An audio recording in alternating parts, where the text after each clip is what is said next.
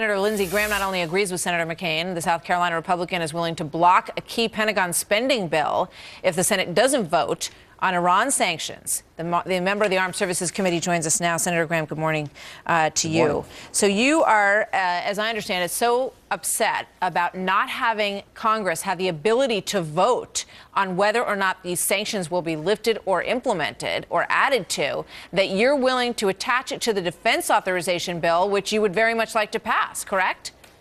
Yeah, I want to make sure that the Iranians understand that the Congress believes that the only reason they're at the table is because of the pressure of sanctions, and the Congress is going to continue sanctions unless we achieve an acceptable outcome. The interim deal is a terrible deal. It doesn't dismantle any of their nuclear capabilities.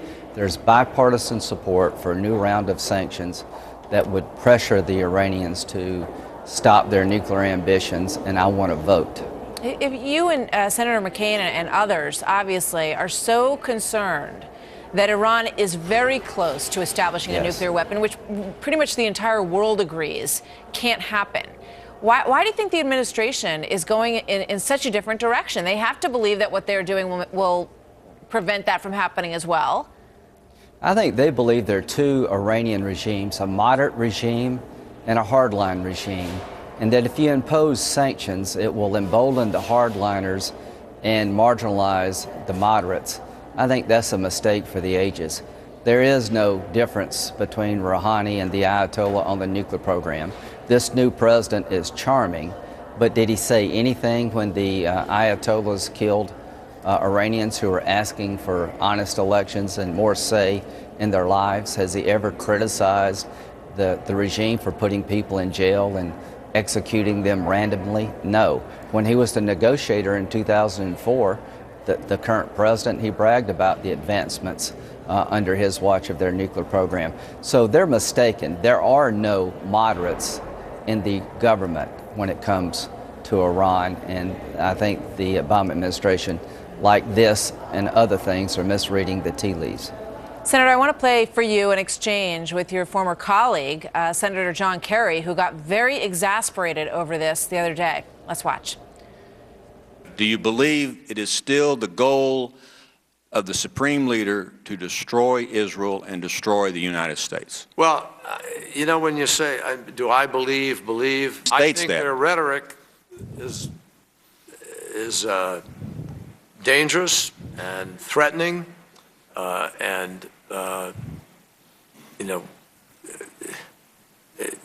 incredibly counterproductive and damaging to any potential sort of, you know, rational relationship. What do you think about that exchange, Senator? I think the Iranians would kill the Israelis if they could. I think the Iranians have a goal of dominating the region. They want a nuclear weapon to advance their influence in the region, that the Shia Persians would be a nuclear nation and a safe harbor for the regime. Nobody would ever bother them again because they become a nuclear power. They would threaten Israel and the Sunni Arab neighbors. They would share the technology with the terrorist organization. It could work its way here. Why? Because for the last 30 years, they've been a regime spreading state-sponsored terrorism ahead of all others in the entire world. Here's another question for Secretary Kerry. Do you believe they're lying when they say they're just trying to build a nuclear power plant for peaceful purposes? They're lying. They're trying to build a nuclear weapon. When they say they're not trying to build a nuclear weapon, they're lying.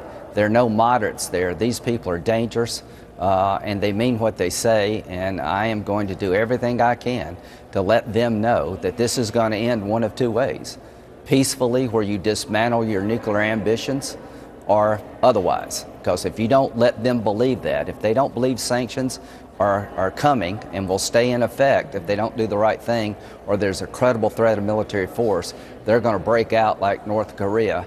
And God help us all if the Ayatollahs get a nuclear weapon. All right. Senator Graham, thank you very much. We'll watch it closely, as I know you always do.